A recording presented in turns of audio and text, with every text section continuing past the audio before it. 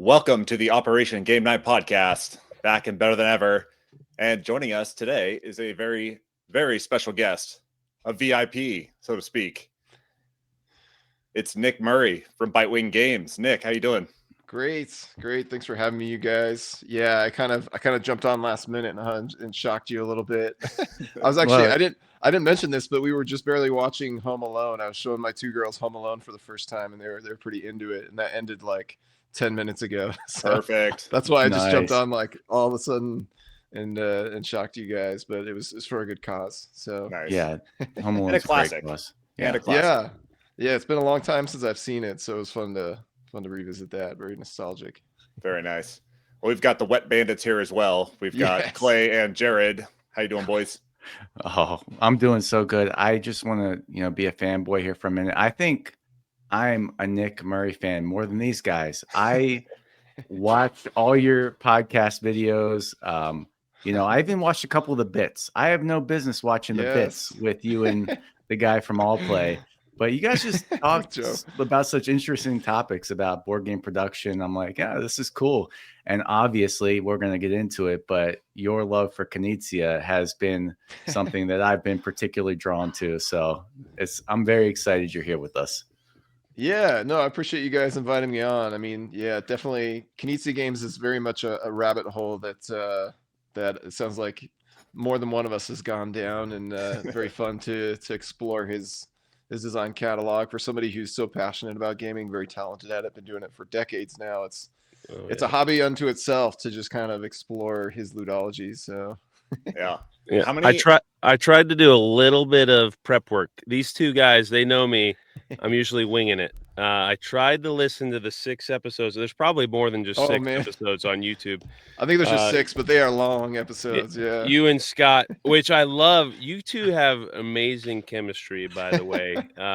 Scott's hilarious. Yeah, I loved it. And it really just reinvigorated my love for Knizia. Did not listen to all minutes, I will say that. Definitely understandable.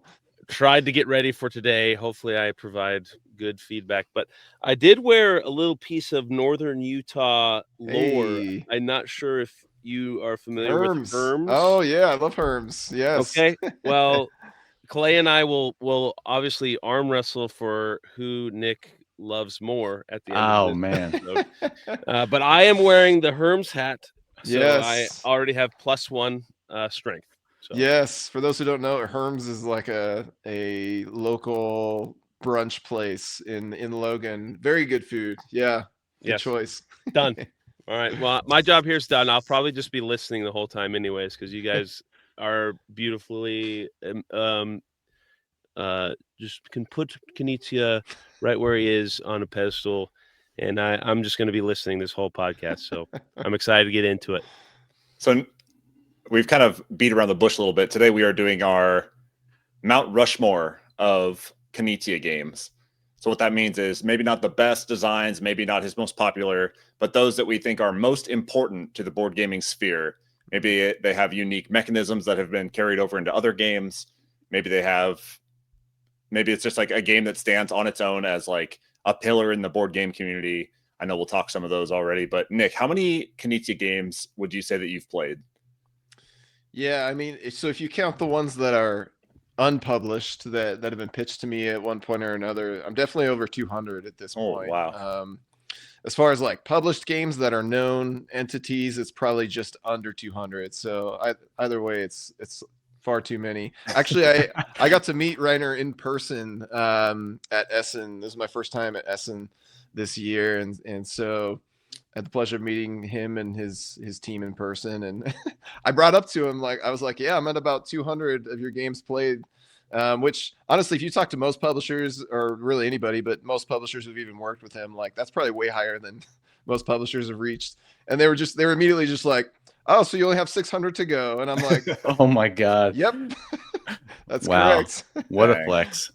Yeah, it was pretty funny. So yeah, I went to Essen not this past October, at the previous year, and man, that is an overwhelming experience. That is just chaos. Yeah, biggest convention in the world. It's just like you take I was just at PAX Unplugged. You take that exhibitor hall, and that's just one of 7 basically. Like just multiply that by 7, and that's pretty much Essen. And yeah, it was funny because that first day of our booth, we got slammed. Everybody comes in and they immediately want to buy all the new releases on their list before they sell out. So we just got slammed for the first like 7 or 8 hours, and I didn't think I was going to be able to step away. But finally, the last hour, things slowed down a little bit, and I was like, okay, I've got my own list. I'm going to do the run. But Essen, like they're so far ahead of everybody else. They have an app where you can just input all the games you're interested in, and then it'll just give you a route. And it's like, okay, here's the most efficient route through all these exhibitor halls to get the games that you want to get. And so I did that loop in like an hour. Wow. And yeah, probably walked a couple miles doing it because it sent me in like a spiral. It was pretty wild. So, but yeah, very, very cool show. If you ever get the chance to go, I definitely recommend it. And yeah, I think it's best to honestly show up a few days early or stay a few days late, and then like check out a bit of Europe too, and just train around because it's fun. It was a lot of fun. So yeah, well, I had the advantage of living like an hour and a half south, so I drove up there and got to like stay in Dusseldorf and made a whole thing of it. So yeah, what an experience, and super overwhelming. Even with an app, it's too much. So yeah, we'll have to all convene there someday and do a speed run of Essen. Yes, good times. Awesome. Okay, so what I'm gonna do is I'm gonna pull up a spreadsheet, and we are going to just go around the horn and list some games that we believe should be under consideration for the Mount Rushmore of games. So, Nick, I'm going to let you start it off with a game that you believe is at least in the top 12 of Knizia games that you think could end up on their Mount Rushmore. Yes. Yeah. Well, I gotta add my favorite in off the bat, Tigris and Euphrates. This was at one point ranked number 1 on Board Game Geek for several years, but it's been, I think it's been a couple decades since then. But now I don't think he has a single game in the BGG Top 100. That just shows how far society's fallen. But oh my God, is that a true fact? I think so. I think T&E got bumped off like a couple of years ago, and there hasn't been one on since. Not a single. It doesn't help that Tigris and Euphrates has been out of print for years now. Yeah. Obviously, that's about to change with the recent announcement from 25th Century Games, which is great. They're bringing it back with a bang, and with Ian O'Toole doing the raw treatment to Tigris and Euphrates. But heck yeah, this to me is one of his masterpieces. It's a game that I don't know if we want to go into depth or if we just want to keep throwing out names. But you can give it the spiel right now if you want. Yeah, the quick spiel. So yeah, I mean, Tigris and Euphrates. It's one of many of his really clever tile placement strategy games, but this one just has so many layers to it strategically, and it has stood the test of time. It came out in the 90s, and it's still one of the most brilliant games of all time. It kind of has like a bird's eye view of civilization and the rise and fall of nations and such. But on the smaller, kind of the more player scale, I suppose, it's all about controlling and building up these nations and then ramming them into other nations and then revolting against leaders and kicking them out and stuff. You can make some of the most satisfying, like brilliant maneuvers. And there's of course like drama with the hidden tiles behind your screen, and when you attack somebody, it's like, how many tiles of that color do they have? And so yeah, I just love it. It's one that's, it's very weird. I think it can take a play or two to kind of wrap your head around, but yeah, it just keeps rewarding repeat plays. So Tigris and Euphrates is my first nomination. Wow, what a heavy one to start with, and what a difficult one to spell. Thanks for putting me on the spot like that. Yeah, looks like you got it though. Well done. All right. I'm going to go in order that we appear here on the screen. I don't know if you guys see the same order, but Jared, why don't you hit me with your entry into the top 12? I'm obviously not going to give you as deep of a background of this one, but I was kind of, when I was doing a quick review and thought process, I was going for something my style, something party-like, something more llama, gives you 2 bang for the bucks, because there's a dice llama and a card llama. And I'm just saying, it gets the people going. It's so simple and easy. and it represents more than just one game. It represents a whole vibe. You get one llama on the Mount Rushmore of Knizia, and it represents more than just one game. So have a lot of fun playing that. You don't have to think too much about it, but there's still a little bit of decision making happening, and it's just a lot of fun. Okay. Ooh, llama sweet. I love that. Thank you. Yeah. The llama Well, suite of games. We might Yes. have to whittle that down if it makes it to the final four. But I don't think it will. Yeah, but, yeah, I you're mean, not It gonna was get worth away a with try. that. It was worth a shot. Clayton. Yeah, so my first entry into the top 12 is going to be Lost Cities. I think that Lost Cities might be one of I love it and I hate it because every time I play it, it's so agonizing just trying to play a card in that game. And I just think that tension is so perfect for a tight little 2-player 15-minute game. My wife and I always come back to this. The scoring's interesting. You kind of have to push your luck to decide which colors you want to invest in. And as but for people that don't know, you're trying to like form runs of cards in different colors, and you want to start with, the low numbers. You go 2, 3, 4 to 10. And if you have the 10 in your hand, you want to build up with the lower numbers first, but you might not have those lower numbers. So there's just these tensions of like, man, how long do I wait to try and get these cards I need to really make this investment pay off? And then there's these wager cards that can double or triple your score if you manage to, get above the 20-point scoring criteria in each of the columns. And then they equally decrease your points if you then bomb it on that row. And, I just think that game is such a clever, perfect little 2-player design. Could have brought in Shot and Totten here or Battle Line, but for me, Lost Cities has been the one that I always keep coming back to. So that's my first little battle cry here. Nice. Great one. I'm going to pick a game that might not reach the top of people's list, but I think it's important in Reiner Knizia's catalog, and that is Siege of Rundar. Oh my and gosh! That is wow. a cooperative tower defense game, kind of unlike Mr. the Good Doctor Knizia. He doesn't do a whole lot of cooperative, doesn't do tower defense really, but Siege of Rundar is important because when he does it big, and the production on Siege of Rundar is amazing.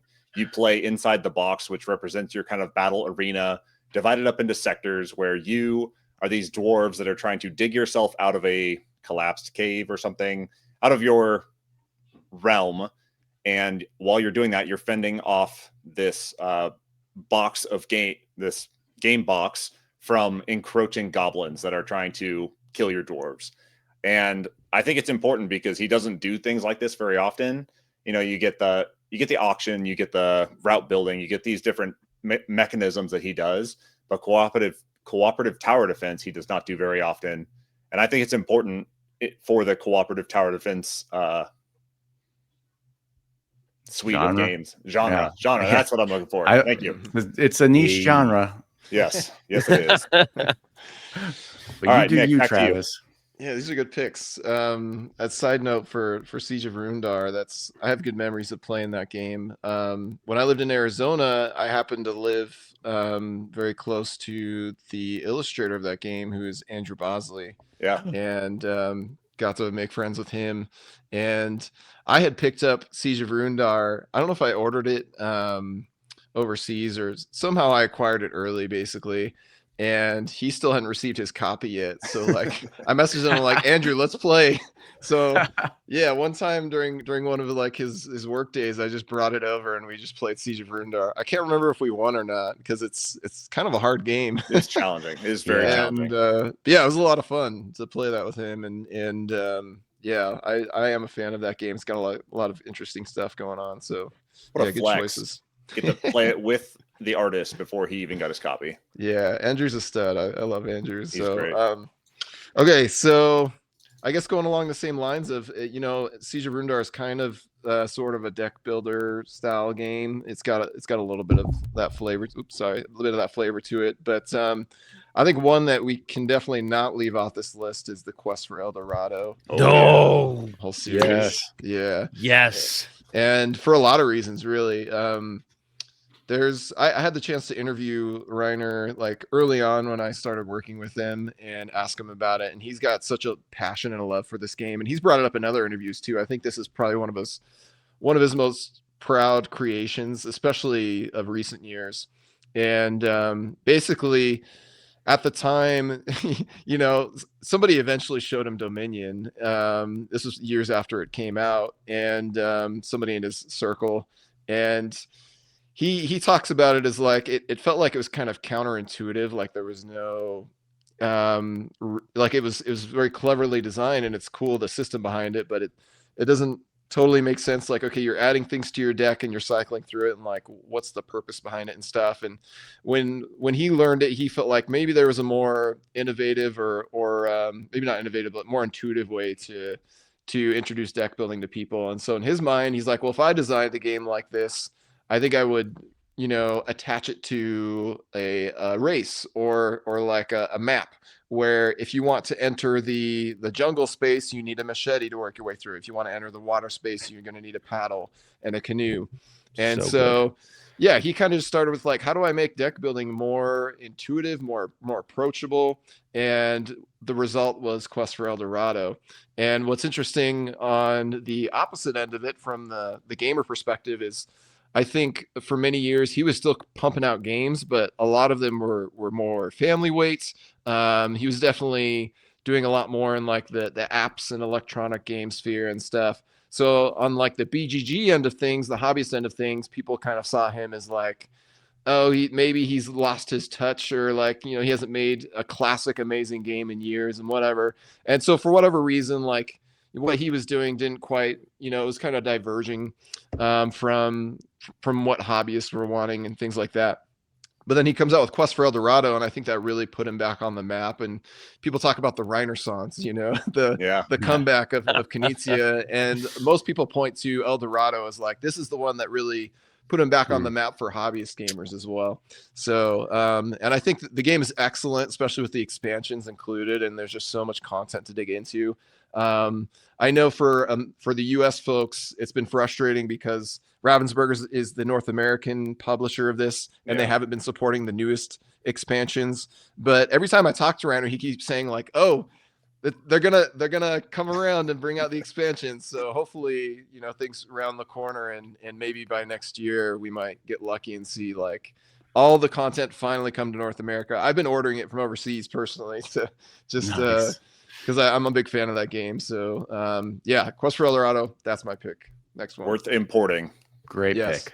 Yeah, very nice. Yeah, Jared, Clay introduced me to that one a month or two ago, and that's what I was going to say, but that's okay. I'll just go to my next one. Raw.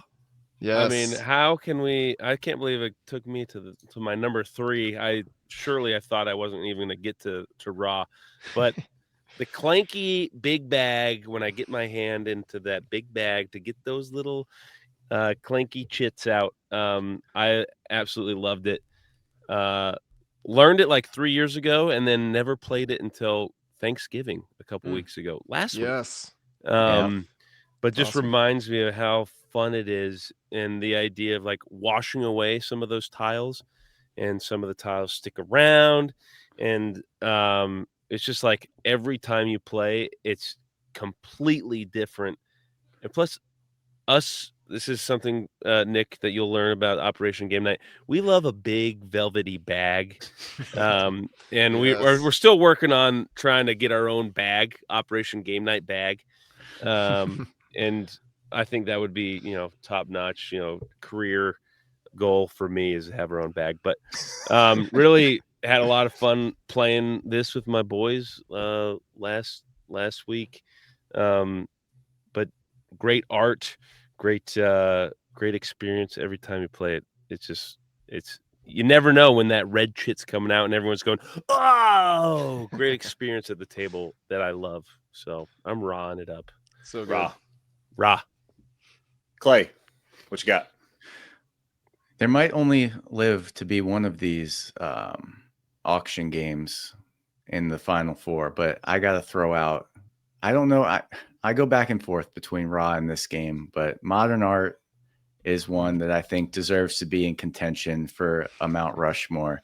I mean, talk about just going all in on auctions. Every turn, it's an auction, and it's a different auction. Sometimes you're just yelling out prices. You got a guy banging a gavel. Sometimes you're secretly auctioning. Other times you're just like one-upping each other. So it's got all these different interesting auction variants, and it all kind of lays on this, theme of artists increasing and decreasing over value based on how popular they were in different rounds.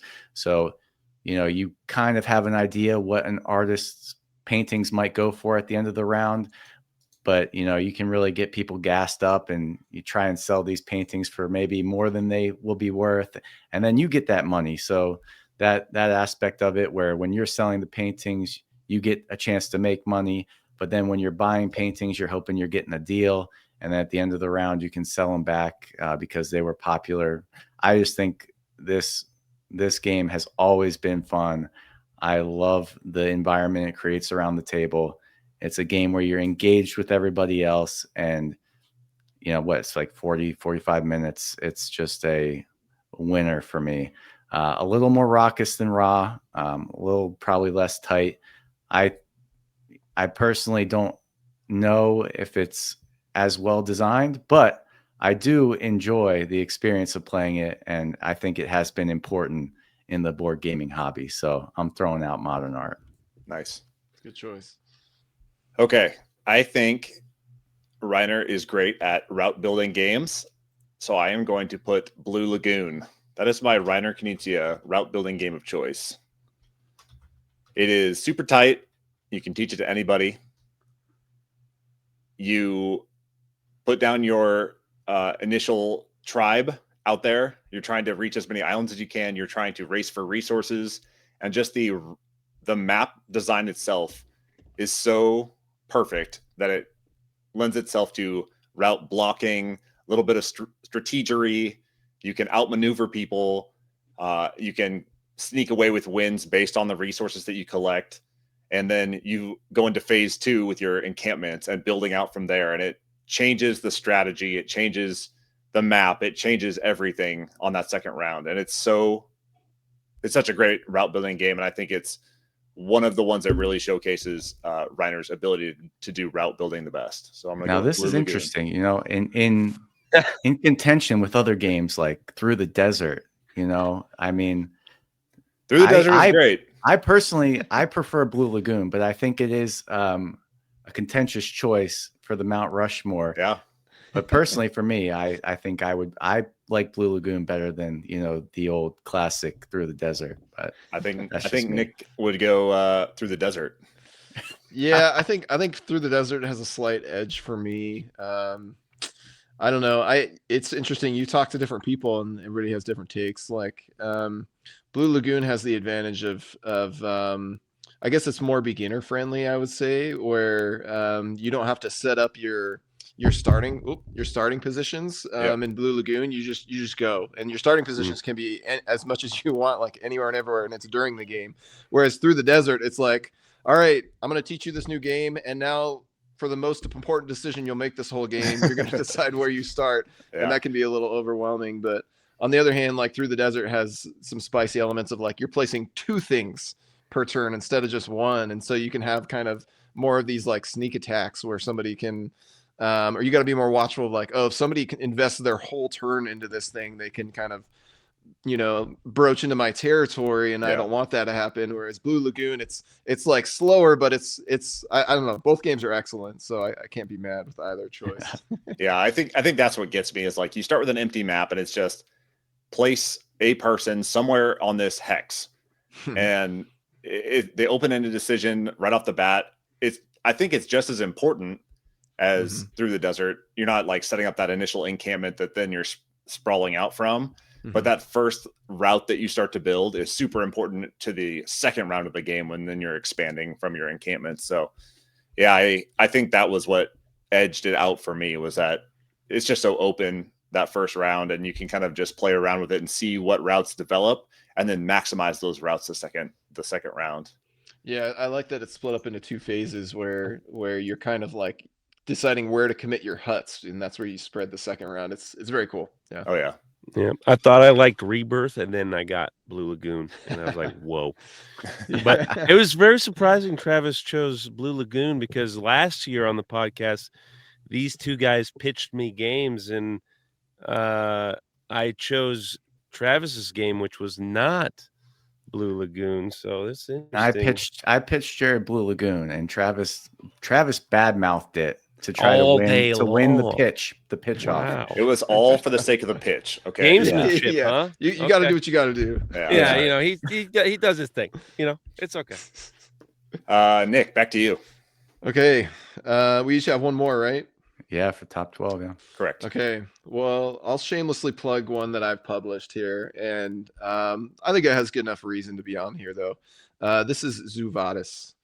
Zuvadis is a negotiation game, which is quite different from anything else on this list. Definitely feels, it's still got that Knizia elegance of like, you get to do one thing on your turn. Here you're, in this case, like 4 options. And there's definitely an action efficiency element to it where it's like, well, if I do this, then I'm falling behind on this, and but to me, Zuvadis it has a very special place in my heart. It wasn't the first Knizia game that we published, but it really, I think, was like the launching pad to really put us on the map.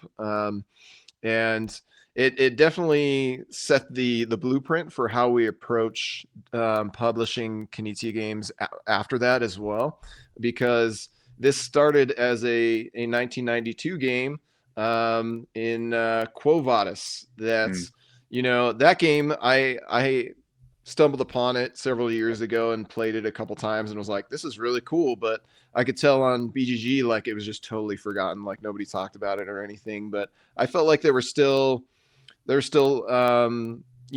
enough game and enough unique of an experience there that it could exist in today's market. And after my third play, that's kind of when inspiration struck of like, oh, there's more threads here that we could pull on, or like maybe there's more potential that we could explore in the design space here. And that's where I kind of cooked up a whole SWOT analysis is what I call it. I went to, for undergrad, we were talking about Logan before this, but I went to Utah State University, and I was a business administration major. And so I took a lot of business classes, and the SWOT analysis is like where you just evaluate something based on its strengths, weaknesses, opportunities, and threats. And like I scoured through all the BGG forums for Quo Vadis. I looked at the reviews, and I came up with this analysis and these ideas, and I presented it all to Reiner and was like, hey, here's what I think we could do to kind of revitalize this design that's been dead for, a couple decades now. And luckily he was game for, reworking it essentially and taking our feedback based on everybody's experience with it on Board Game Geek and their opinions and stuff, and turning it into something even more special. And yeah, it was cool to see, like when we first revealed this game, we were still kind of a no-name publisher, but it ended up on the BGG hotness list right at the top. And it was like, okay, there's definitely an interest here for this game. And when Reiner came back with the new developed version too, and even when I was trying it, I was like, holy smokes, this might be one of my favorite games I've ever played now. Like, this is so cool what he's done with it. So anyways, it's negotiation. You can you have your own animal abilities, and you can't spend them on yourself. You have to use them as bartering chips, basically, and be like, I'm going to spend my ability on you and let you take advantage of my ability, but you're going to help me in return. And so it definitely is not for everybody if you don't like that amount of social, bartering and back and forth and stuff. And some people can definitely spoil the game for everybody, depending on how they approach it. But it's still one of my favorite games to play. So Zuvadis is my final pick. Nice. That was going to be my next pick if you didn't take it. So I knew it was going to end up on here eventually. It does kind of round out the genres, Yeah. It is one that we haven't touched on yet. So that's good. Yeah, great pick. Jared, over to you. This one, I don't think we've gotten too many. No, push your luck kind of guys. And Nick, I did hear you talk about how you're allergic to cats. So I'm sorry to bring Emlem onto the list here Lem is because great. Honestly, I love Lem. we had ran it back 3 times on Thanksgiving last week because it was so fun to try and get those kitties into the deep outer space, and Yes. just having those little kitty abilities. And there's kind of like this group, like, let's do this together, but you're also kind of competing against each other. And again, it's just like so accessible. You're just roll and die. That's all you're really doing. But it's just really fun. Art is great. And anytime I get to push my luck and anytime it's closer to the party side of things, that's really touching what Jerry really likes. So I'm throwing Emblem on there for my last one and trying to get kitties onto the Mount Rushmore. So we're going to see what we can do here. And if you're wondering why he calls it emblem, it's because we were talking about emblem for weeks on end, and then once he got it brought to the table, Clay brought it up to his house, or he brought it down to Jared's house. He was like, "Oh, there's an M in front of it," so now he says emblem to Emblem. I call it emblem. Get it right. God, That's fair. Oh man, you're driving me nuts with that, man. Clay, over to you. Yeah, I was honestly going to go Mlem next, and I know there, Nick. I think I listened to it was one of your top 10 games of the year a couple years ago. Yeah, whenever it came out, and so I know you have an affinity for this game too. And I just landed this sucker last year at my number 2 game of all time. Like, awesome. Is it a Knizia Mount Rushmore? Probably not, but I mean, we don't have a dice game on here, and I think he has dabbled quite a bit in the dice genre. And to me, he's made so many. Yeah, I agree. This is one of his top ones, right? Yeah, I mean, I just played today with my kids. I mean, I've played this game so much, and I've never not enjoyed the experience. So, kudos on the pick, Jared. Thanks for beating me to it. But I guess I'll go just to stroke Nick's Bitewing ego a little bit here. I'm going to go with Beowulf the Legend turned into Ego. Because, and again, Beowulf had mixed reception. Which is why it got the SWOT analysis from Bitewing. And you guys definitely gussied it up in Ego. And it's beautiful. It cleaned up a lot of things. And I just think there's not many games like this out there. In general, it's like an auction game. But I have never played anything where you just go from thing to thing, and each little thing's different. It's just like a little journey you're going through and kind of managing your hand the whole way through. And it's such an interesting experience. I want more games like this. I want more designs like this. So maybe this is an aspirational Mount Rushmore for me. I think other designers and even Knizia himself needs to explore this type of what would you even call this, Nick? What is that type of game? I mean, I pitch it to people as like an epic push your luck auction adventure. Yeah, it's competitive, right? Yeah, you're on this in both Beowulf and Ego. You're on this journey together, right? And you're progressing through a sequence of events. And in the case of Beowulf, that sequence doesn't change. With Ego, it's randomized, but in either case, it's like we're all doing this together, and we're gonna do this event and this event and this event, and yeah, it really stood out to me when I played another auction game the same week as Ego, and I just realized wow, there's no downtime in Ego. You're just constantly participating in the next thing and the next thing. Yeah. And I agree, it's very unique, but it's also one of my out of all the games we've published, it's one of my favorite games to play because it's just such a riot, especially at 4 and 5 players. It's just such a blast. So yeah, I really want to play it. I've only played it at 3 a few times, and I played it at 2 a couple times, and I played Beowulf at a higher player count. But yeah, I love the way that these games are set up, and I am happy to have it here in the top 12. Yes. Great choice. I see that we're missing a bit of set collection on here, and I'm going to go with Millie Fiore. Oh, We started with a difficult one to spell. I'm gonna end with a difficult one to spell. Yes. Oh, Fiori. you got it. Mm-hmm. So I have not played this game a whole lot, but I just remember it being super tight. That collection, you're like trying to strategize what you need most to maximize your turns. I You're, would you're consider it more of a drafting game, Sure. almost like a roll and ready draft game, yeah, where you're going up on different tracks and competing in different areas. yeah, that's fair. Yeah, just for the sake of categorization. Yeah. But man, I remember that game being so tight and really special. So I'm gonna go with Millie Fiore. Clay, maybe you could help me out with the description a little bit.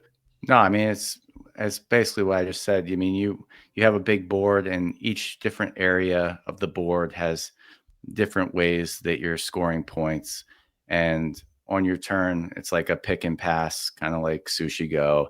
Everybody picks a card, and then you get to take an action on the said little mini game that you Yeah. chose the card for. Yeah, that's right. And then each mini game kind of interlinks with the other mini games, and you reach certain spots on the track, and you trigger something else on another one. And so you're just, trying to, it's like a point salad combo-y yeah, spectacular game. I really like this game too. I do not play it enough. For whatever reason, it's just like enough that every time I think I want to play it, I'm like, I don't exactly remember how to play.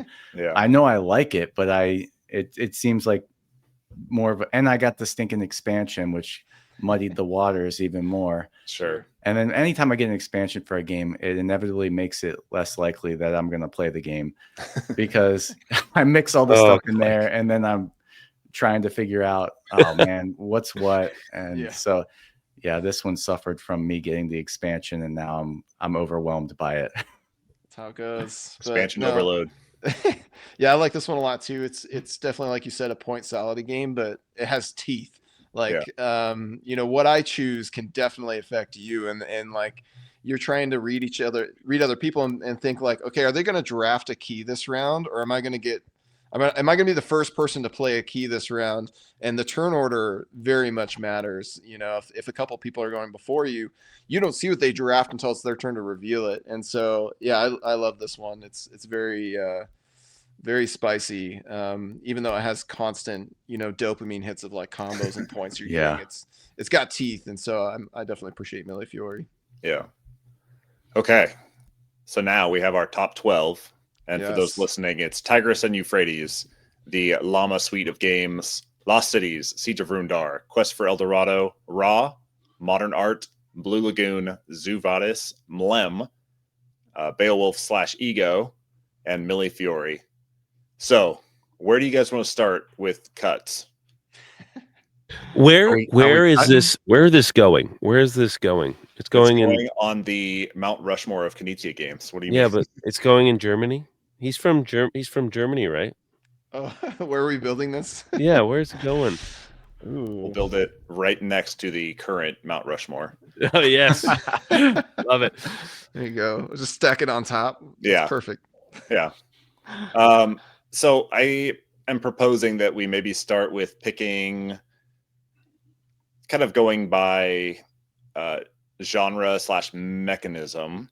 So I see that we have a couple of different bidding games, auction games. Mm-hmm. We've got some press your luck games. I don't know. What do you guys think? Are there any that are jumping out to you as like, no, we don't need those, or that one must move up? I think you have to make a choice between the auction games. Okay. Raw, Modern Art. I don't really want to throw Ego in that lot because that's, you got to do what you got to do, right? Yeah. I mean, to me, that's if you go with like the most popular game that like, I don't know, I guess it depends on what's our criteria for like what deserves to be in the Mount Rushmore, right? Like if you go with what do we want to show people that just like blows their socks away and is most likely to make them go down the rabbit hole of even more Knizia games, then in my mind, Raw is the one that has like stood the test of time, and Modern Art to some extent has as well. Like that game has like a bajillion different language editions, which is really cool. Like I think there was a museum for that game even at one point, which gives it, you know, there's an argument for putting it on Mount Rushmore, like if it has its own museum set up, right? But yeah, there's so many different language versions of that, but for me, like, and especially for hobbyist gamers, like Raw has just been so hot since it's the release of the new version, and it's one of my top 3 Knizias. So if you're gonna ask me, I'm pointing at Raw, but I want to hear what your guys' take is, because these are tough choices, you know. Yeah, I think we could probably all agree on putting Raw through to the top 8. I think if we take a vote right now, you've got Clay saying yes, Nick saying yes, Jared put it on the top 12, Travis. Yeah, I do love Raw. Raw's making it through. I don't think we have to get down to one auction game right now. Like 8 gives us a little bit of wiggle room where we can at least have the discussion about Modern Art next time if we want to move Modern Art up. And I think if we're aiming for the most important, being like it has impacted other games, it has impacted other designs, people have drawn inspiration from those games, Modern Art might move up to top 8 anyways. Yeah. And if you just hearing you say that, maybe we cut, I hate to say it, llamas. It was cute. And it was an honor to have you on top 12, but I don't know. I don't know if it could make it to 8. Devil's advocate, this is like your if you have your family over who never plays games and all they know is Uno. Gosh. This in my mind is like, Nick, this is what Uno should be, right? Or this that is like what Uno should be. Yeah, like really Uno has sold just absolute gangbusters. They're in the millions of copies sold, and like when I look at Uno, I'm like, I'd rather just play Llama. Or if somebody suggested me Uno, I'd be like, no, we're playing Llama, because it actually has that interesting twist of like, when do I pass, or should I pass, or should I stay in? Outside of that, it's like a very dumb game, right? But there are layers to it, and there's like a clever enough twist within its simplicity that it's like, yeah, this is pretty good, right? But yeah, I can see like a lot of hobbyist gamers, you know, they're not going to be fans of Llama because it's just very light. It's so light, but it still does have such good decisions, even though it's so simple. It's so that's what's so beautiful about it. That's I'm so sad because I just keep reading up and down this list, and it's beautiful. I would like to what we've done, boys. It's a good list. Let's table Llama for a second. I would like to make a formal pitch to the group that no bias here, but I'd like to push Lost Cities through the top 8. Can we? Fair. Okay. I think it's I'm important. Down. Yep. Yeah, second that. That is important. Okay. Can we push Modern Art to the top 8? Is it worth discussing that versus Raw, or is like Raw stands alone as the monolith of auction games for Knizia? This is something that he does very well. I was about to put High Society on here as well. Oh, shoot, yeah. He has some awesome auction bidding games. Is Modern Art worth moving up to 8? I think if it goes up, it's like 7 or 8 for me, just because Raw's already on there. Yeah. But that's just my take. Like I think it's a maybe, depending on how much space is left. But I mean, we're only cutting 4, and Llama's already hit the cutting room floor. So maybe, do we move it up and see if it holds? Sure. Okay. Boom. We're at 3. Raw, Lost Cities, and Modern Art. What else needs to move up? I think Quest for El Dorado. I'm all in on that. I think, again, you shocked me when you told me that Knizia doesn't have a single game in the top 100. I think if there was ever a game of his to make it, it should be the Quest for El Dorado, or I want it to be, because I just think it's the game more people need to play. Yeah. Oh, yeah. Yeah, I think this one's close to the top 100. Actually, let's see. It's one of his top ranked games. 121. So there's just kick out like 21 other garbage games in the top 100. That shouldn't be too hard. And, there's plenty of those. Make them for El Dorado. I'm kidding. It's fine. Everybody has different tastes. So right. We're a beautiful, spectrum of opinions. Yeah. A kaleidoscope of preferences. Yes. Okay. I think Tigris and Euphrates needs to move up. Yeah, definitely. I second that. Okay. Any Yeah. any like hesitancy on Tigris and Euphrates? I can't say no to that. Okay. To me, T&E is like that should last like, you know, when the apocalypse happens and people are still playing Go, because that's just like it's been around, and chess, they've been around since the dawn of time. Like I feel like Tigers and Euphrates deserves to be right next to those. That's kind of my take on that game. But Can we whip up a BGA of Tigris and Euphrates? Because I need It's on there. Yeah, I know. But can we get a game going? Let's Please. get it. should, yeah. All right. All right. We've got 5 on the top 8 so far. Raw, Oh, Lost Cities, Modern gosh. Art, Quest for El Dorado, and Tigris and Euphrates. What filling are up our fast. last 3? Oh man. I vote we push Mlem through. Just Yes. it's such a riot. Yes. Like All right. I know it's Emblem. kind of new, and I don't personally love the look of it. I suppose is how you put it. Like Yeah. I guess it definitely has sold better. Like I can't talk bad about it in any way because it's sold better than anything I've published. And like yeah, it's such a good game though. I feel like Reiner has this affinity for dice and for push your luck, and Mlem just elevates that because it brings everybody together. Like you care about, it's one person's doing the rolling, but like it affects you. If you're in that ship, then you're like, Yeah. all right, please don't mess this up, even though they have no control over it, right? Yeah. And then as soon as you jump out, you're like, please just blow up. I want to Yep. see you all just like turn into balls of fire. That would be hilarious. And like in either perspective, it's just so enthralling. I love Mlem. Oh my God. Yeah. You just get me fired up just talking about it. I mean, Jared was rolling so many afterburners. You wouldn't believe it. I mean, we would get almost to deep space and that guy hadn't lost a die yet. It was Yes. crazy. Oh yeah, hot So hands. good.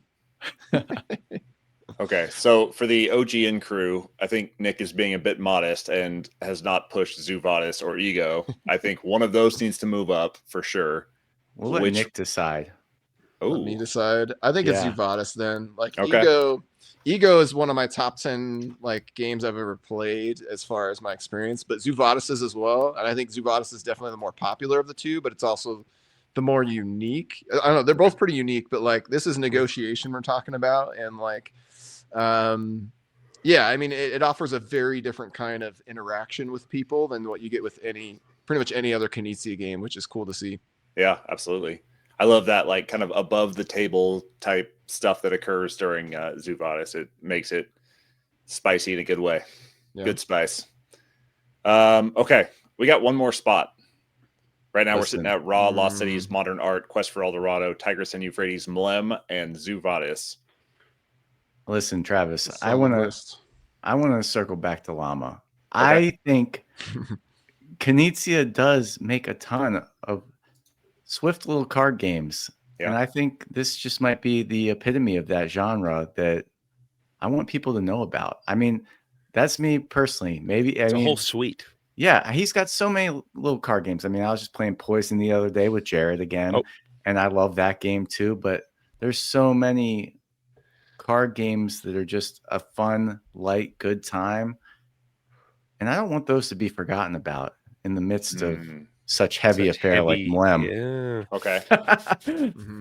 Big boys. Are we wanting to show a breadth of design and do like route building, Blue Lagoon, or I know that you guys don't love Siege of Rundar. I think it's important in his suite of designs because he doesn't do anything like that. And I think it shows a little bit of breadth in the good doctor's ability to design unique games. If I was going a co-op game for Knizia, I would go Lord of the Rings. Yeah. Okay. That old definitely one. been more impactful, right? Of the two, Siege of Rundar, I think it was like super hot when it was first announced, and then like it kind of just dropped off quickly from at least from what I've observed. But like, yeah, it's such a cool design. I can see the desire to push it up. But yeah, Lord of the Rings is probably the more impactful of the two, even though it probably hasn't aged as well. No. Okay, so I picked incorrectly. I get it. Okay. Get out of here, Travis. Yeah. Well, those that don't love Siege are fake fans, okay? You guys don't like Reiner Knizia at all. Okay. Blue Lagoon, question mark? I would have to Yeah, go ahead. No, I would. To me, the one that's moving up is between Ego, Blue Lagoon, or Llama at this point. So the Yeah. other three that we have left. Yes. My- Well, Millie Fiore, I'm Yeah, not. Millie I'm not. Fiore. I'm not considering that. Okay. Yeah, I mean, my two picks would actually probably be Millie Fiore or Llama, personally, just because like Llama is just like most of these games in our top 8. You know, I can't really play these with my grandma or with my niece or whatever, or with my mom even. You know, Milem, I definitely can teach that to anybody, and then if I push hard enough, I can get them into some of these other ones. But yeah, those. Llama's like, if you want the that side of Reiner's design style, like the family weight light casual card game, then that's a great choice. Millie Fiore is very popular, so I could see an argument for that. It's probably I'm going to pose a counter argument. Do we already have like a lighter style game in Millennium? Like, should we pull up It's Millie intimidating. Fiore? It's big box. Yeah. We need a small box game on the list.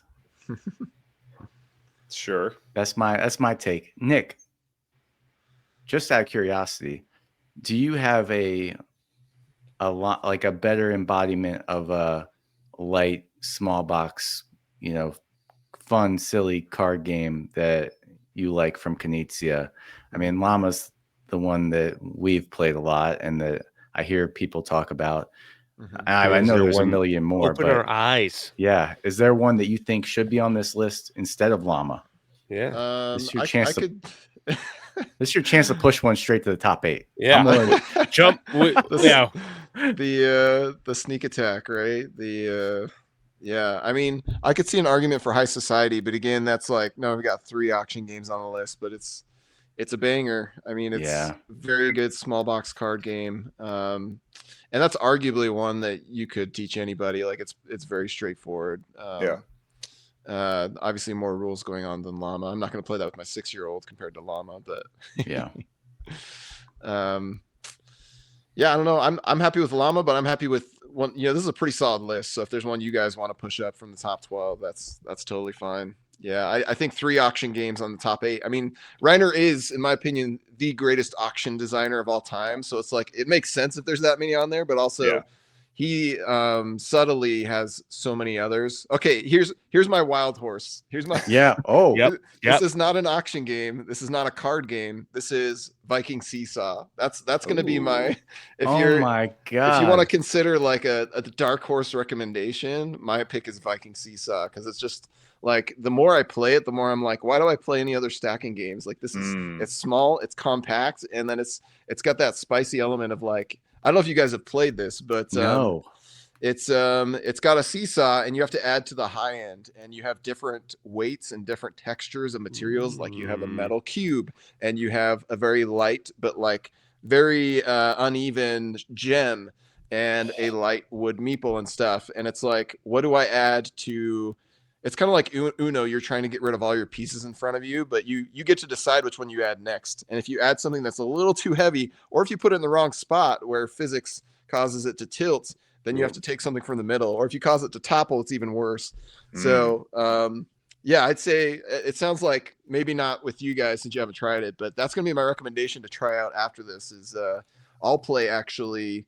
They brought over the Itten Fun Brick series, and they're selling it from their website. I don't know if it's in stock right now. Yeah, FYI. So I looked. I was at PAX Unplugged, and I went to their booth, and I saw the other Fun Bricks, and I was looking for Viking Seesaw because I've heard people talk about it. And I did not see it at PAX Unplugged, but now that I know, I saw you showed up too late. Thing. No, I think honestly they probably didn't have enough stock to bring, is my guess. They may not even have enough in stock in the US at this point, but hopefully they bring more over, because it's such a good game. And actually, if you ask Joe, the owner of All Play 2, that's one of his top Knizia games. So, really? Wow. It's not just me who recommends it, but yeah, it says it's sold out right now, so hopefully they bring over more. So sorry to break your hearts like that, but that sounds awesome. No, I think we stick with the top 12. You guys haven't played Viking Seesaw. We probably don't need another auction game. I'll let you guys fight it over because I have my opinions are too strong. Well, that's why we brought you on, because we need Yes. it. Well, I'm hearing from the rest of the crew that llama should be pushed through. That's my vote. That was Jared's original vote. Nick didn't have any major qualms, so llama. All right, Llama we're doing top it. 8. Llama. Sounds good. Llama. All right, here we go. Rubber So meets the road. our top 8, for those listening, are Ra, Lost Cities, Modern Art, Quest for El Dorado, Tigris and Euphrates, Mlem, Zoo Vadis, and the Llama Suite. Mhm. So, final 4. What are we going to be carving into stone as the Reiner Knizia Mount Rushmore? What's it going to be? What is jumping out at you? What should we cut? Quest I for think- El Dorado. I think we're pushing Quest for El Dorado I unanimously. just sorry. I felt like Yeah. was Nick, any feeling major me. qualms about Quest for El Dorado? No, I mean, like I shared, it's had such a good impact on kind of the modern side of Knizia fandom and Knizia board games. And yeah, I mean, it stands out to me. It's one of my favorite racing games. It's one of my favorite deck builders. And I think he set out to make something unique within the deck building genre, and he actually did. And so yeah, I'm a big fan. No qualms here. Nice. Quest for El Dorado is going to be our first game on the Mount Rushmore. Good choice. Okay. It feels too much like Lost Ruins of Arnak without the research track that I just love it so much. You know? Yeah. Okay. I like the blocking, the interaction part of it. So Yes. yes. What else? Should we just make the call? I think it's inevitable that a Raw or Modern Art's going up. But I want to have that conversation. Pull that big Nick meaty invoking thing Ra. out. Yeah. Yeah. I didn't come prepared. I don't have an Yeah. next What does Raw do that is unique that Modern Art does not? Like, what makes that Raw- one more important than Modern Art? Yeah. I mean, I can see the case for Modern Art, and like if it ended up in the top 4, I'd be like, it makes sense. You know, Yeah. like I'm not gonna fight it.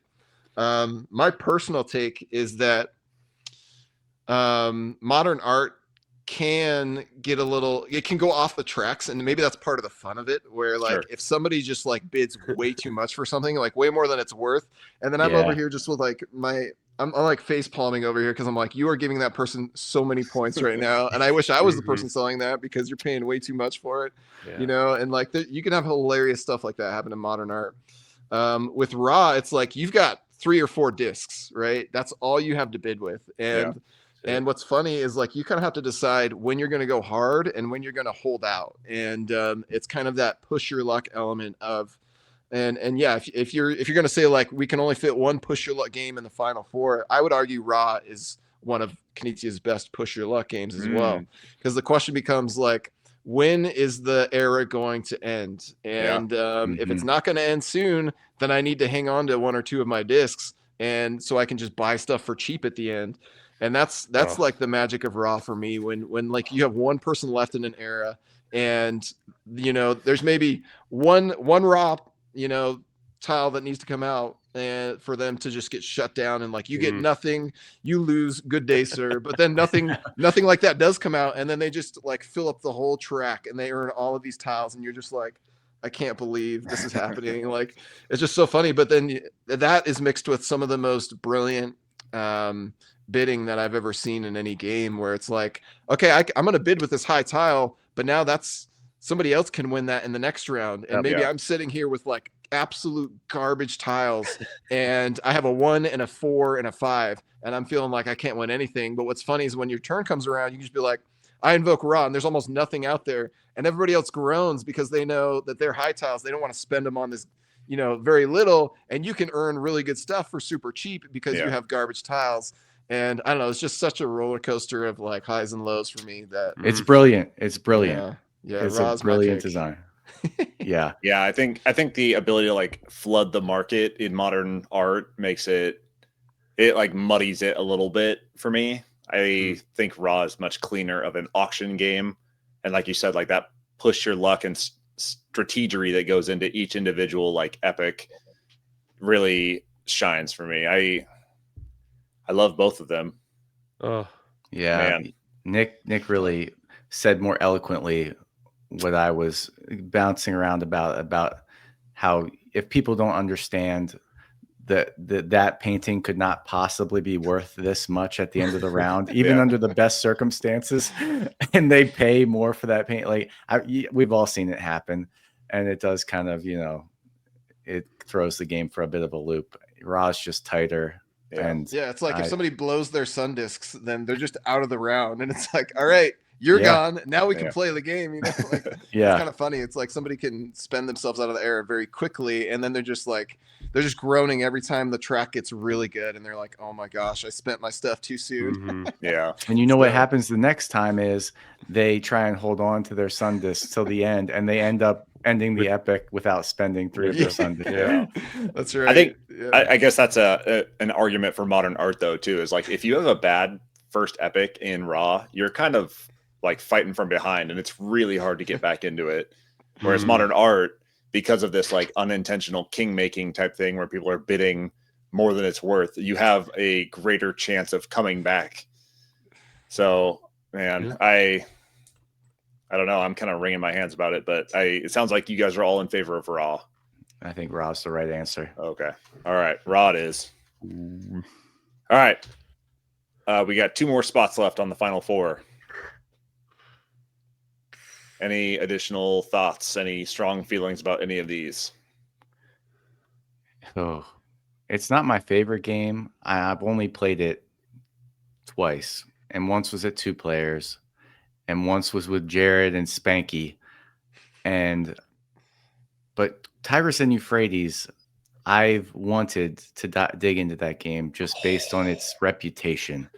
I mean, a reputation alone, and then Nick's obvious, he's actually played it and can speak for the depth and brilliance of it. I don't think we could look ourselves in the mirror tomorrow and not have Tigris Euphrates on here. I mean, we could be the podcast that put out the Mount Rushmore of Knizia with Llama and then Llama Dice and the last 2 slots. Llama the card game and Llama Dice. There would be a small niche 2 llamas. Like, that's a good choice. Yeah, these guys get it. These guys get it. Oh man! All right, so Nick, give us an eloquent pitch as to why Tigris and Euphrates is important in Reiner Knizia's catalog.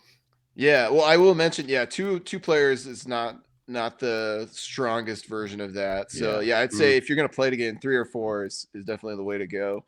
But Tigris and Euphrates, man, they're like, you talk about Knizia games having layers. This one is like, it goes into another dimension of layers where, like, I think people initially they might feel overwhelmed by like, I don't know what to do, I don't know what the right move is, and then I'm over here like, on my, I don't know what it is, 20th play, like I haven't played it. There's so many people out there who've played this over hundreds of times and they're still mastering it. And this is a game where, I don't know, it's like 4-player chess in a sense, where a lot of it comes down to, what do I have hidden behind my screen, my tiles, and like, how do I make the most of this?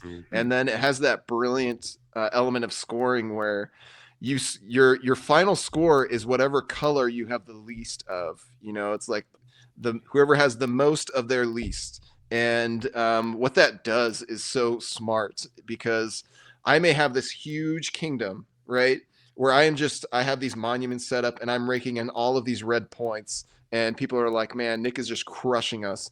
But if I only have 2 blue points behind my screen, then my current score is 2, right? And when you realize like, oh shoot, I need to pivot hard. Like, it doesn't matter if I have 20 bajillion red at the end of the game, my score is 2 right now.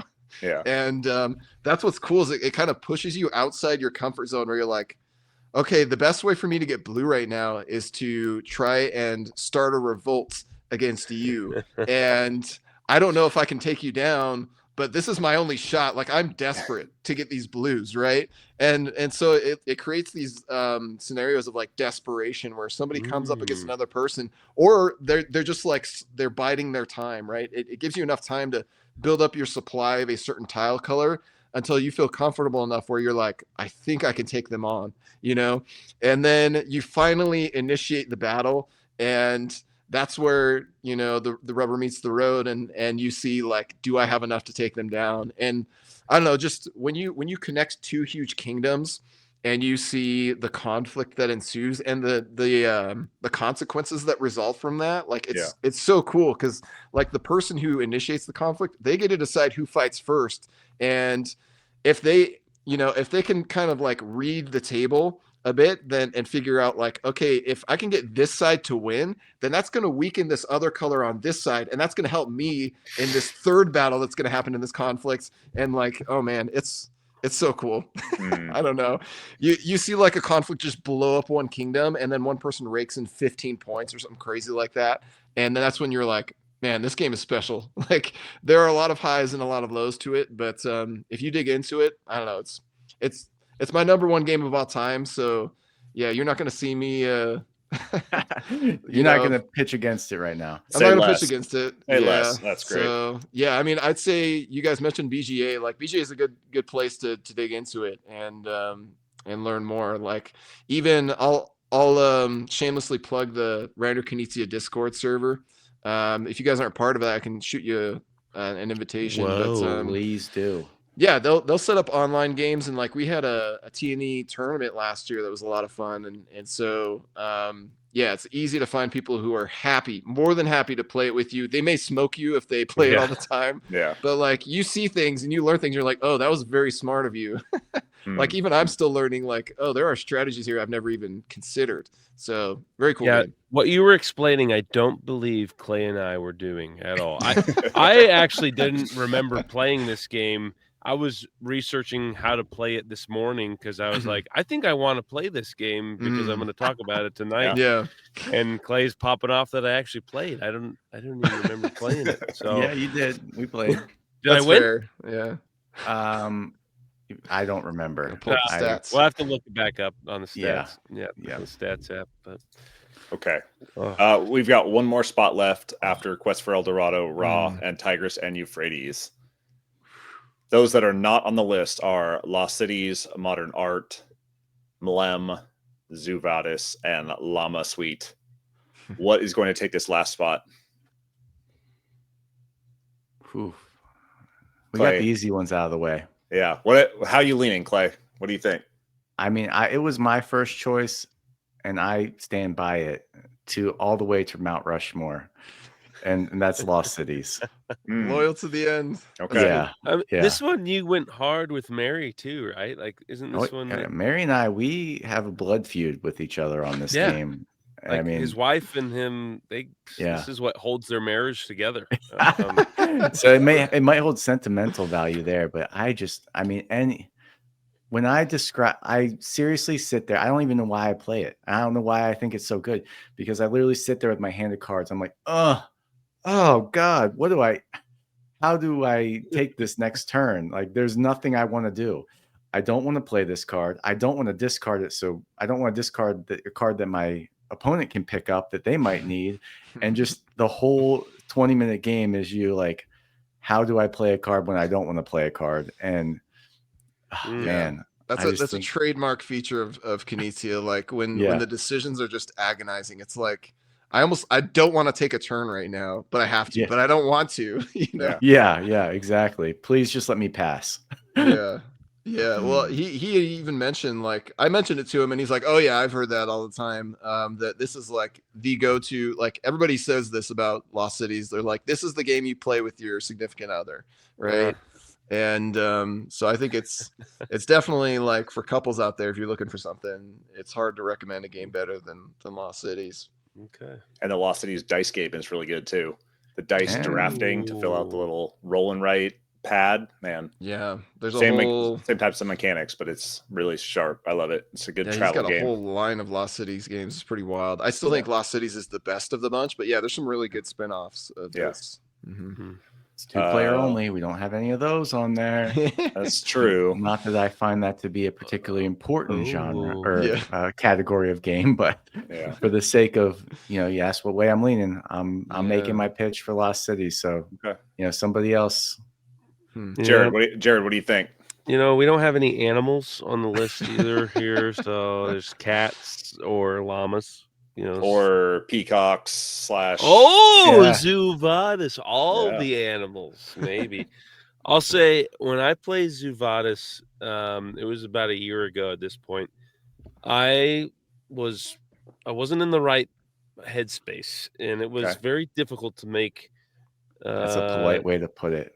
Inebriation status. I couldn't make the trade-offs in the right manner, so I need to give Zuvadis another hit, honestly. Yeah. And Clay does have it, so I do, and I was very excited to play it with you. I was like, I know. because like you said, Nick, you need the right group that's going to be willing to wheel and deal. Jared, he is historically a wheeler and dealer. You should see this guy play Bonanza. I mean, he's trading stink beans for lima beans at whatever price. And so I was like, man, this game's gonna be awesome. I've enjoyed playing it. My kids love playing Zubadis, and I was like, this is gonna be a hoot with Jared, but it had just gotten too far into the night. It was too late. You need to hit me early. Hit me early. Yeah, I've heard plenty of stories of like this was one of the worst gaming experiences I've ever had, and like I think it does come down to like the group, right? Some people can really derail the game, but like I've had some of the highest highs I've ever had in board gaming playing it too. So I think it can go both ways. Yeah, I'll give it another shot. I'll give it another shot. Yeah, you should. But yeah, it doesn't have to be in the top 4. There's a lot of good picks here in the top 8. So, Nick, what are you leaning towards? Oh man, I'm pretty happy honestly. El Dorado, Raw, and Tigers and Euphrates. Like, yeah, I feel like I've done my part. Keeping you guys from going too off the rails. That's like a dynamite list. But what's left over? I'll throw out a few and let you guys figure out what you want. Like, I'd say Lost Cities is a great pick. I'd say, what do we have? Milan. I wouldn't argue with Milan. I don't know. They're all good. My heart says Milan, but I just feel like it hasn't stood the test of time yet. Yeah. But is that a thing? I mean, I'm willing to stake my reputation as an amateur podcaster on the fact that Milan will stand the test of time. This goes into the side of a mountain, Clayton. Yeah. So yeah, I mean, I did list it as the best game of the year. That my top 10 games of the year. That was my number 1 game that year. So all right, I'm not going to argue with you, but I mean, it's Kitty's on the board. You want Mlem? Are we going Mlem? Listen, if I was picking my favorite game left over, it'd be Mlem, obviously. Probably be Mlem. All right, Nick, any qualms with Mlem? No, and for people who are like, well, what about the 2-player gamers among us? I will mention like Quest for El Dorado is excellent at 2 players, and even Roz is pretty decent at 2 players. So like, if you still want, something to serve that audience, you can't go wrong with El Dorado. I don't know if the other ones I would reach for if I just had 2 of us, but Mlem's great. Mlem's really good. Dang. On Mount Rushmore. I could not be happier to see it there. Oh, this is all right. That is amazing. We have it. Our Mount Rushmore of Reiner Knizia games being Quest for El Dorado, Raw, Tigris and Euphrates, and Mlem, the newcomer. Yes. Now we're going to equate each of these to presidents. That'd be really embarrassing for me. That's it. Oh man. Look for the new Mount Rushmore on top of the old Mount Rushmore coming 2050. Yes. Awesome. Yes. All right. So that is our Mount Rushmore of Reiner Knizia games. Thank you, Nick, for joining us. We have kept you long enough, but before we go, give a shout out for Bitewing and anything you want to mention that you're working on, or any shout outs you want to give. Yeah, no, I just want to say thank you guys again for having me. It was super fun just chatting games and getting to know you. And of course, I'm always happy to talk about Knizia games. Big fan here. I mean, as far as Bitewing goes, we had kind of the craziest year we've ever had. We were at more conventions we've ever been to. We had more releases than we've ever done in a single year. We're actually probably going to release less games next year just for our sanity and to, to narrow the focus a bit and tighten the budget a bit, I suppose. But yeah, I guess for those of you who are drawn in by the Knizia topic, when is this episode supposed to go live? So this will It'll be go- Tuesday. Yeah, Oh, Tuesday. we Very fly soon. by the seat of our pants. Okay. So then, yeah, the timing of this, I guess keep an eye out. Here's a teaser. Keep an eye out for an announcement from us in early January. If you're a Knizia fan, it's gonna be a big one, and I'm very excited about it. Yeah, the Knizia train is still going with us. I will admit, we had 6 Knizia releases this year, which is just bonkers. Like, it was funny being at PAX, and some people would walk up and be like, "Oh yeah, I like Reiner Knizia," and I'd be like, "Yeah, these 6 games are all brand new releases Yeah. from him." Like, yeah, we are a little bit psychotic. The scheduling, it was weird. It just happened that way. But yeah, so that one of our only Knizia releases next year, we're going to reveal in January, early January, right after the Nice. holidays. So yeah, I'm super excited. It's going to feel like big box classic Knizia to a lot of folks. And Okay. yeah, it's going to be a fun one. It's definitely one I'm looking forward to pulling the curtain on. So Does it rhyme with Shmoo Gaffoon? Whoa. Hey, we're not going to be jumping into anything. There we go. Nice. Yeah, I'm We'll save definitely it, looking we'll forward save to it. yeah. That's an instant pre-order. I love it. Yeah, seriously. I don't even ask anymore, Bitewing. Yeah, I think I've gotten every single one of your guys' Kickstarters. So, Oh yeah. like I said We appreciate before, it. I'm a fan. I'm so happy you came on here. Yeah. We definitely have a style. I think if you like Knizia games, then you're gonna like most of what we're putting out. It's just a lot of what we publish is just games that interest me personally, and same for like Kyle, the other co-founder. It's just stuff we like playing and that we love enough that we're like, yeah, we want to spend our energy and effort on bringing this to more people, and the whole process is a lot of fun. So yeah, I mean, if you want to follow what we're doing, you can find us at bitewinggames.com. We have social media pages, we have a newsletter, all that good stuff. But yeah, I do appreciate you guys having me on. It was a lot of fun. Yeah, And thank you have thank a you. podcast as well. So Yes, the podcast it's slowed down a bit. This year's been a little Yeah. hectic, but yeah, I'm plugging away at my top games of 2025, so that'll definitely be a thing that comes out. It's also hard when I started the podcast, I would talk about games like from a reviewer perspective, Mm. and when you start meeting the people whose games you're reviewing, you'd be like, "Oh yeah, I didn't like that game very much," and then then you feel bad. It's like when you start putting faces to the games, it's like, yeah, it's probably better if I don't put down games now that I'm, especially being from the other side of it. Like you see people put down your own games and you're like, oh man, I love this game. Yeah. But that's part of, I think that's just part of being part of the hobby. Like everybody has unique tastes. And it's okay if somebody hates one or all of my games. Like there's so many different games out there that my take is that people who say I don't board game because I don't like board games, it's like, well, you just haven't found the right game yet. There's something for everybody. And I think Knizia is a good designer who has such a broad spectrum of genres that he's had his hands in, and he's done an amazing job with that. Yeah, if you came to me and said hey, I only like this specific genre of game, I could probably find a Knizia game for you that would fit your style. So That's awesome.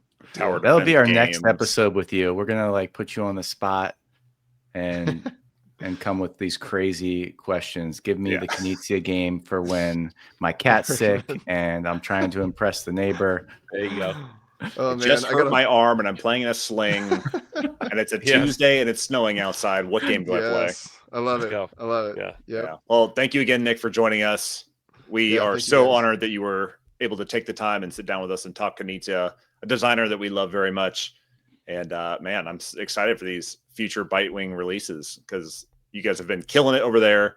You guys are doing great work and doing awesome stuff for the board gaming community. So thank you 1,000 times over. Thank you. Thank you guys. All right. This has been Operation Game Night with our Mount Rushmore of Knizia games. I have been Travis. He has been Clay. He has been Jared. He has been the one and only Nick Murray from Bitewing Games. And we are out.